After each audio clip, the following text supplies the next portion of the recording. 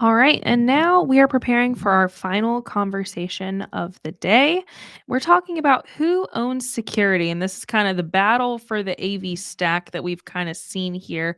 We've touched on this in our other panels today, but I did think it would be good to have just one conversation about this specifically, especially when in a cybersecurity situation, when something gets hacked or misconfigured, like whose fault is that? Nobody wants it to be their fault. So, I thought it would be fun to have these guys on to talk with me about that. So let's go ahead and bring them on here. We have Kenny Red from CTI, Alex Pendleton from Netgear, and Mike Peterson from Iowa State. Hello, guys. How are you? Doing well. Thank you very much, Steph. Wonderful. And I think Mike, he's kind of in and out here. I think he's kind of struggling with his connection a little bit. So he might kind of drop off and drop back on. So we will just see how it goes. Ain't that just the way?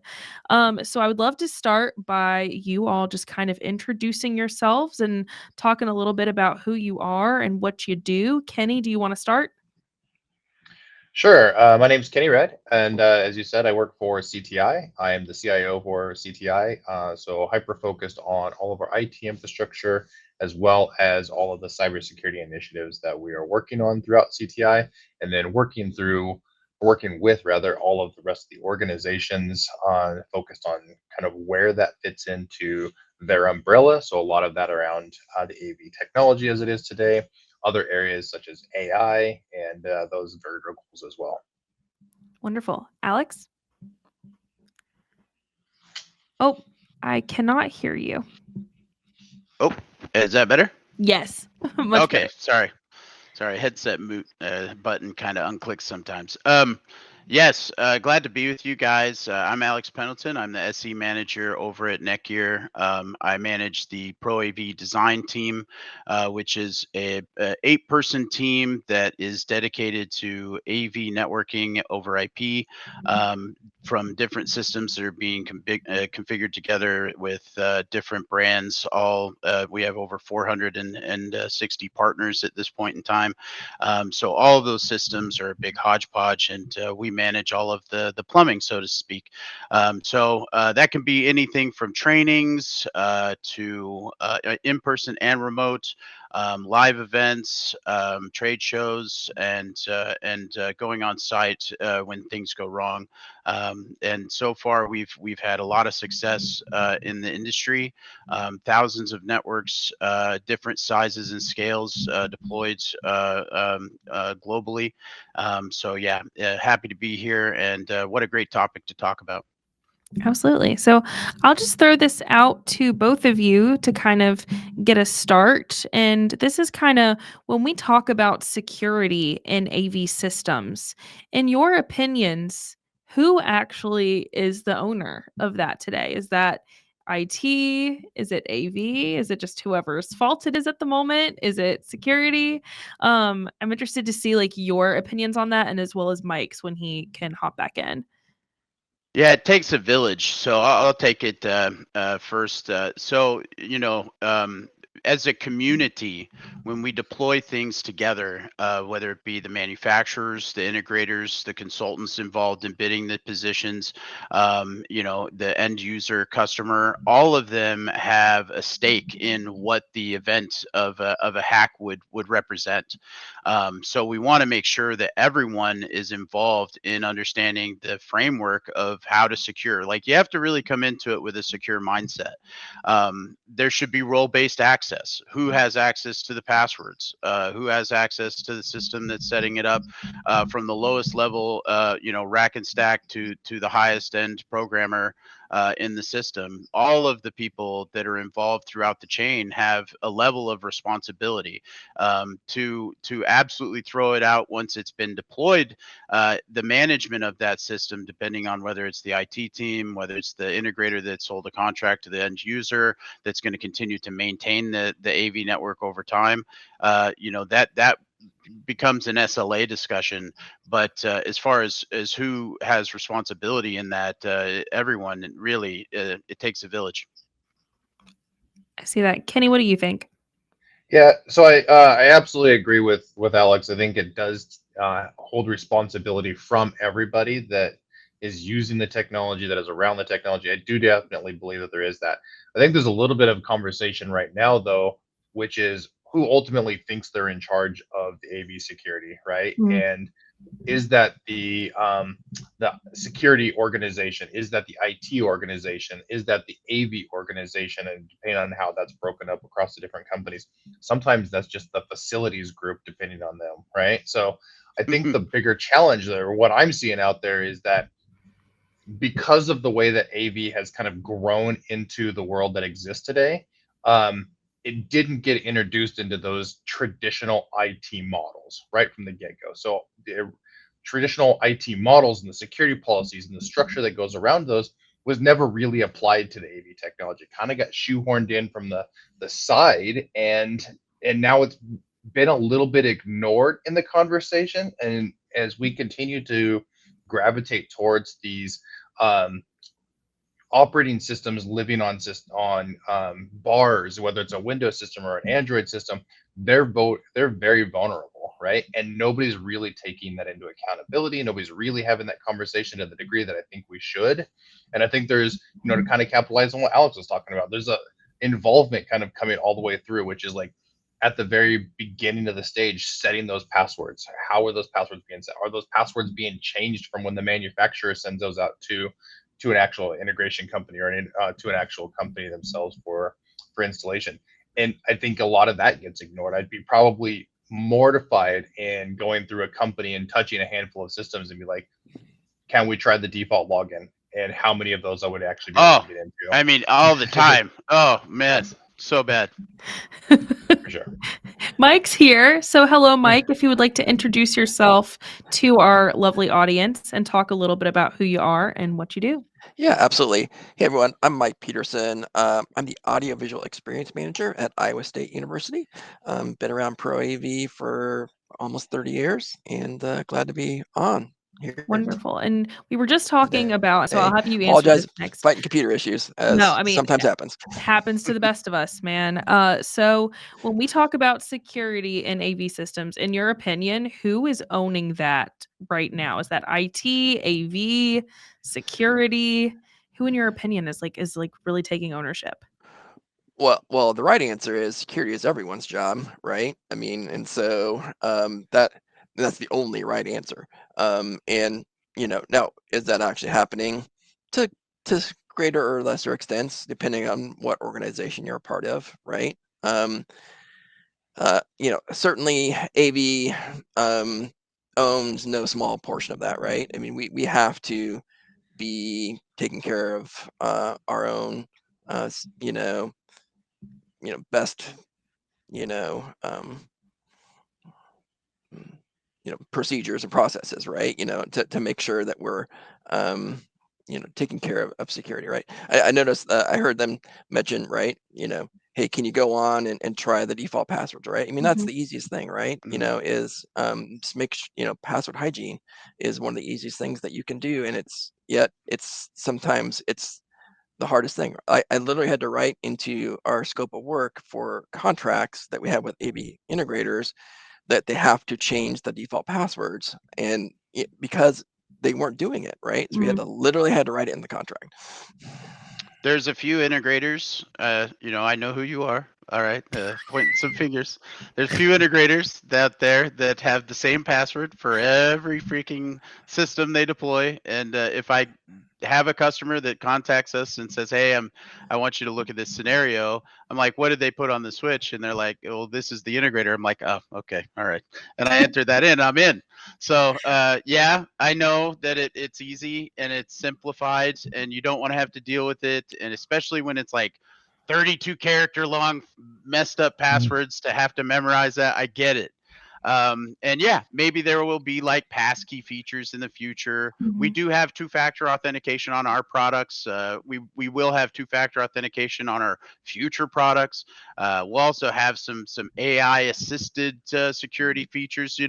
These are things that all are going to be coming down the pipe that you want to help with, so that you don't have to sit there and remember the 32 huge character password. But it is really critical that everyone have, as Mike said, a policy, procedure, a scope of work that has a security mindset. Like you literally have to have, this is what we do when we set this system up, and this is how we do it in this framework. Because if we don't, that can be easily penetrated, or it can be accessed.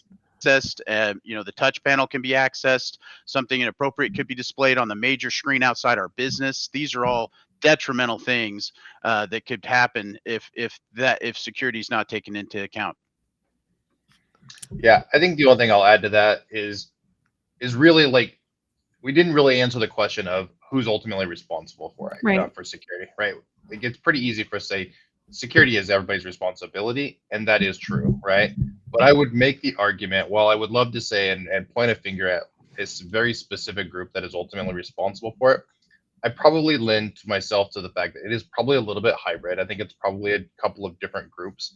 The biggest piece for me is that companies really need to start having the conversation and ultimately putting people in place. So if you're going to have a security team be responsible for the security policies, make that statement, right? If the AV organization is going to be responsible for patching and firmware updates, or if you're going to hold your integrator responsible for doing that, that's fantastic. But make that statement. So Mike hit it on that a little bit. Like, get it into writing. Make those statements and start having those conversations.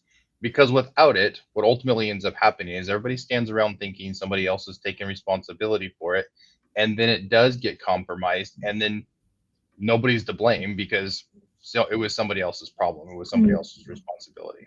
So it's really just get that conversation going. That's really fair. And also, Kenny, from an integrator standpoint, like where does the line get drawn once a system goes live? Question.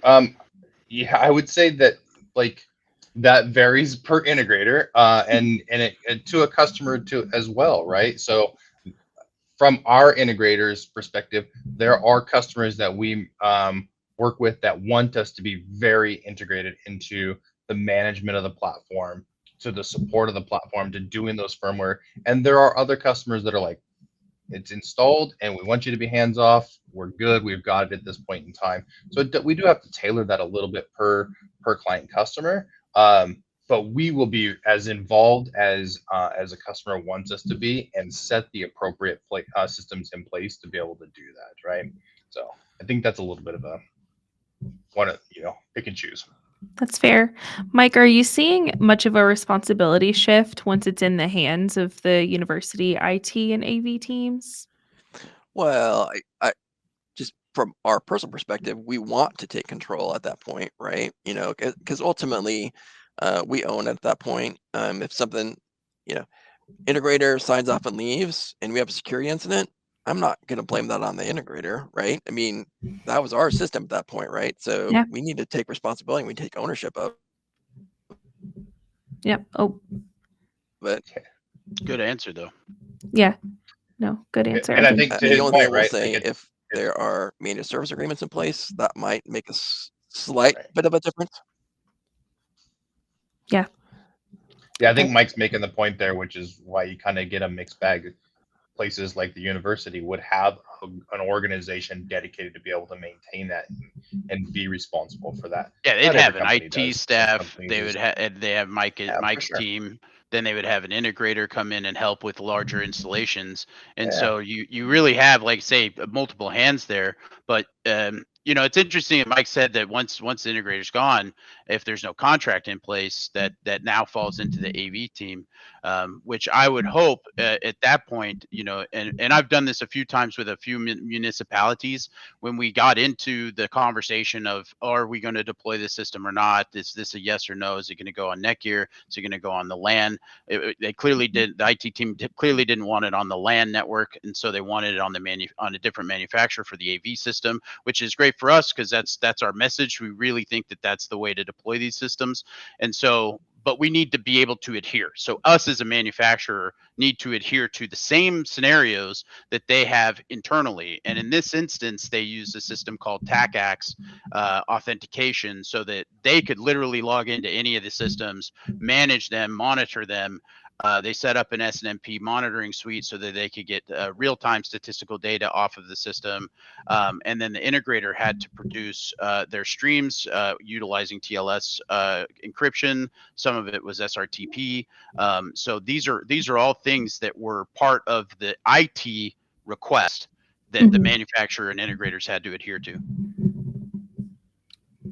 And Alex, kind of jumping off of that, like how does Netgear, how have you seen other manufacturers ensure devices are secure out of the box? I know you kind of started to touch on that earlier. And like, where does Yeah. that stop? Oh, well, I don't know if it'll ever stop because the threats are always coming. In fact, there used to be a website that used to show you all the threats coming from country to country, and it looked like a global war type thing. It was kind of funny, but those were literally cybersecurity attacks happening constantly. So you're always going to continue. As a manufacturer, it's absolutely critical that one, we maintain secure standards within our offering and with our feature set. We cannot release a product that that has that scenario. If you go through a lot of the previous global vulnerabilities that have happened, Netgear has not been on those lists, and that's because of our engineering team, our R&D team. We've spent a lot of time. We have just acquired a company called Exium, which is a zero trust secure framework. Is that going to come into our Netgear AV offering? I don't know. Maybe we'll see. But yeah, that's our being a manufacturer, we have to make sure that our products are not vulnerable to exploits. There's a 0-day, we quickly fix it, and we have a team that's dedicated and that is monitoring constantly, not just our products from a development perspective, but our internal capabilities, so that none of our product development gets compromised. Very fair. So, okay, to all of you, just whoever wants to answer this one first, what do you think are the realistic expectations for firmware management when it comes to like patching and password policies and network segmentation? Seeing what your thoughts are there. Well, that's a tough one because if I bet Mike and Kenny are both going to probably agree with this, but as soon as that system is in and it is doing well, the last thing you want to do or have to do is go in and start upgrading firmwares on things because that system's working. But yeah, no, I think that you always have to kind of pay attention to things, especially global vulnerabilities. Those are scenarios that can affect everyone involved. And you should always, I think you should start with whatever the current version of that firmware is. You should always be that's where I'm going to go with it. If it doesn't work on that, do I have to roll back a little bit to get it to work? Maybe, but I want to check and see what I have with the most current firmware on everything going. As far as patching goes, if something is found, that's why me and my team exist. If something were to happen out in the network with that it was security specific and we were able to reproduce it, then we will create the most highest priority ticket with our engineering team, get it resolved, and get an engineering build to the system that is affected by that vulnerability. So it's really important from that perspective. But yeah, once you get a system that's in there and set it, forget it type scenario, last thing you want to do is update firmware. I will say, thankfully it hasn't happened very often, but most manufacturers are really good. If there's a critical security vulnerability patch that they need to give you to, they will make sure that right? Notified, yeah. You'll hear about it, and then of course, then you have to be Johnny on the spot to get those updated, as soon as possible. Otherwise, yeah, I think it is this blend of operational stability versus most current firmware, as Alex was saying. For us as a university, we're highly unlikely to just do any kind of massive firmware upgrades that aren't necessary during the semester. We'll focus on doing that more over the breaks and over the summer, just from an operational stability perspective. But yeah, we do, we make efforts to keep things up to date where we can, but it's a game of whack-a-mole with that too, right? So Yeah, I would say that that's a challenging one, kind of depending on the role that you're in. So absolutely seeing the perception from Mike, and those guys having to deal with the real world implications of doing a firmware upgrade and breaking something in production, right? And how do they manage that? How do they manage that effectively enough that they are keeping to the latest firmware and keeping those security patches put in place? That's a difficult, decision, and that's a challenging one to make. And Alex obviously pushing that down from the manufacturer. I think my stance overall is that this kind of goes back to the conversation we were having earlier, which is really identifying who's responsible for that, Mhm. right? So it's either one, identify an integration partner that is going to stay on top of that for you and make sure that you're aware of those and provide that patching and do that patching for you and those firmware upgrades for you. Identify when and where that's necessary, but at the very least, regardless of the company, they need to be invested into making sure those things are happening, right? This goes back to security is everybody's problem, and somebody needs to be paying attention to the fact that an update is getting released from a manufacturer. They don't do it for no reason. Like those guys spend gobs of time going through and testing that stuff and putting them in practice for legitimate reasons. It is up to us to make sure that those things get applied so that we can patch it. And ultimately, like the things that so Mike is on point, right? And I'll play a little bit devil's advocate here because Yeah. the challenge thing is that while he's absolutely working in a real world and he has to be mindful of that, some of those systems are staying vulnerable for a period of time until he can get to a point where he can do those firmware upgrades, and they're not being applied the standard security practices that you would have across the rest of IT systems, right? Because the rest of the IT world is very focused on if there's a security patch, it's got to be installed, it's got to be updated right now because it's vulnerable, right? And on the AV side of the world, we tend to ignore that. We think, Mm. it's not as critical or we're not as susceptible. But the more and more of these systems that get added to the network and rely on Windows and Android, they really are, right? And we do have to shift that mindset some to say, hey, we absolutely need to start focusing on this more than we ever have in the past. That's fair. So do you think that the key is communication here? Like, in your opinions, how can the AV team and the IT team and the security teams communicate during these processes to kind of prevent any gaps in that accountability when something goes wrong? Hope it won't, but if Yeah, something did. yeah, right. Yeah, and it starts with security bulletins from the manufacturers. I would hope that all of my manufacturing partners that we're joined together with on this journey have a way of communicating. We have a website, we have an entire team, and to Kenny's point, we spend a lot of time validating, going through all the process. But 0 day is a 0 day. There's always going to be some kind of scenario that we weren't anticipating. There's always going to be a corner case, and that's why you have the teams. We even have a bug bounty program that was kicked off, I think, in 2015. We pay high dollar for those Jedis out there that want to see if they can pen test the system. In fact, we've won jobs, we've won opportunities because of our penetration testing results. We've worked with large, huge financial institutions that they said, well, okay, we're going to put you up against these other competitors, and we want to see what happens, and we're going to put it through our pen test, which is unique and has no actual real standard, but it's specific to our environment, and we won those because of our penetration test capability. And so, even with all that success and all that luck, you cannot account for that one item. So you really have to focus on the building the product, getting out there, and then communicating if there is a vulnerability with security bulletins, and just be upfront about it. I mean, there's no shame in sharing the data. Yeah, Steph, to your point though, it is communication, right? And it's across all of them, right? So it's as Alex was talking about, like communication from the manufacturers to the different parties, whether it's an integrator, whether it's down to an actual customer at the actual like Mike's level. And because the reality of the situation is like Alex is like, hey, we've got this website, we post bulletins, we post all these things out there.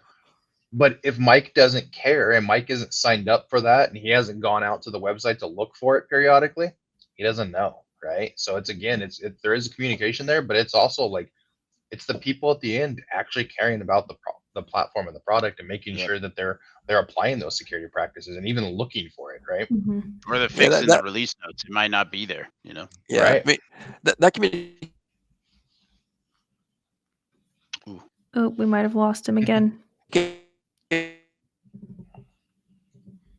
Oh, no. Okay. Wait. Okay. Wait, Mike, I think we lost you again, but I think we're trying to bring you back on. Do you want to try answering that again? Yeah, one more time. Yeah, I mean, so as far as the communication goes, it needs to be a push from the manufacturers and not a pull from the end Mhm. user, right? You can't just have it sitting on a website hoping that the end user or the integrator, whomever, will happen to have, on their calendar, go check Netgear's website for latest security patch updates, right? You Not just can't enough. Yeah. assume that they're going to do that, right? So, Yeah. and this is where just again, good relationships matter. Relationships with your integrator, relationships with your, account managers for your, various manufacturers, and they need to be thinking more about just account management. They also need to be thinking about taking care of security things, right? If there's a security need, they need to be reaching out to their folks, right? Actively. Absolutely. So I know we have a few minutes left here. I'm interested to see if each of you could just kind of talk about a practical step that you think AV integrators and those technical end users, the in-house integrators out there can take like this quarter right now to start strengthening that security accountability. Yeah, we have a great academy that touches a little bit on security as far as the basics and gives you a little bit more advancement in some of our more advanced trainings. I would definitely jump to that. I have a few Reddits that I go to quite often. The networking Reddit is fantastic. The commercial AV one's a little toxic right now, not necessarily towards us, but to other things. But it does have some security things on there that are kind of funny. Yep. But yeah, you definitely want to involve yourself. That would be my statement to everyone.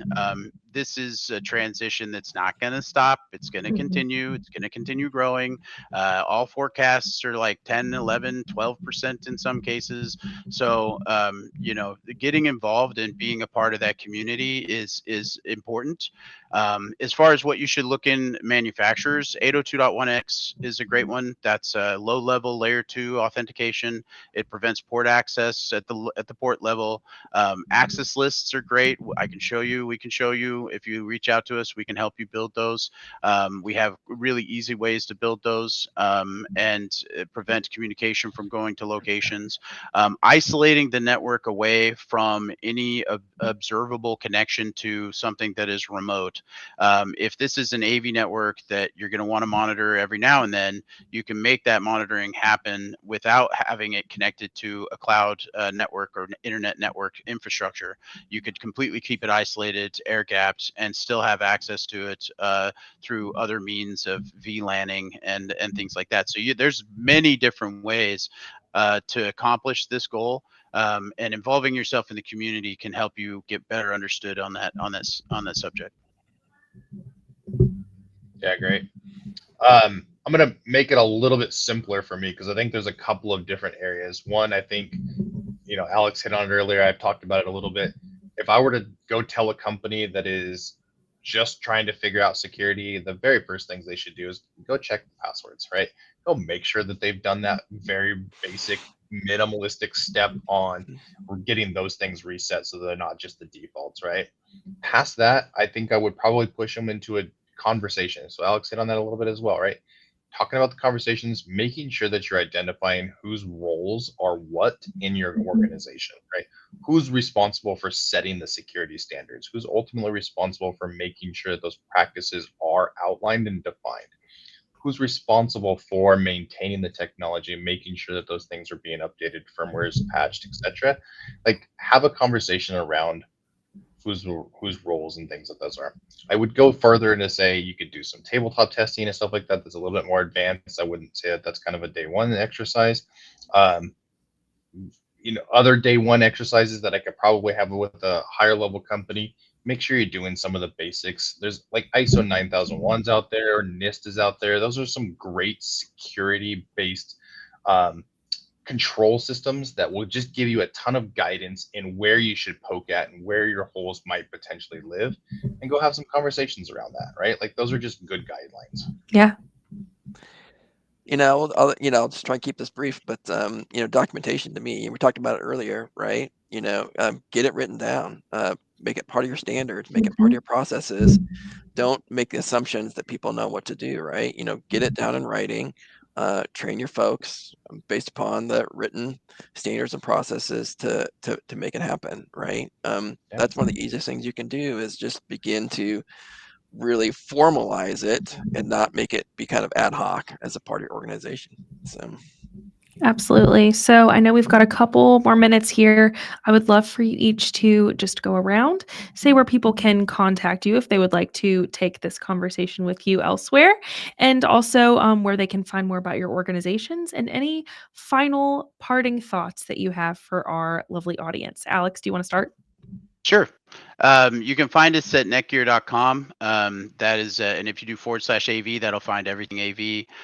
My group is at ProAV Design at netgear.com. You can also find us on LinkedIn. I'm on LinkedIn. Our whole team is there. So you can reach out to us. We're happy to answer any questions. And Mike, go Cyclones. I would like to offer you some switches to save you money so you can build a better computer to support your network connection. Just kidding, just teasing. But yeah. Save you some money on some AV switches. How about that? Anyway. Kenny, do you want to go ahead? Absolutely. CTI.com, that gets to the company site. Tons of information and valuable stuff out there about CTI, who we are, and all of the fantastic things that we can do for our customers and so forth. You can reach me and you can find me on LinkedIn. I'm Kenny.Red on LinkedIn. So reach out and find me there if you have any questions for me. Wonderful. And Mike? Yeah, you can certainly find me on LinkedIn, as the others have said. Also, just feel free and email me. It's MikePed, MIKEPED at iastate.edu. Happy to take any emails. Awesome. Thank you guys so much for being part of this panel and this conversation. I really, really appreciate you guys being part of the Security Symposium. So thank you.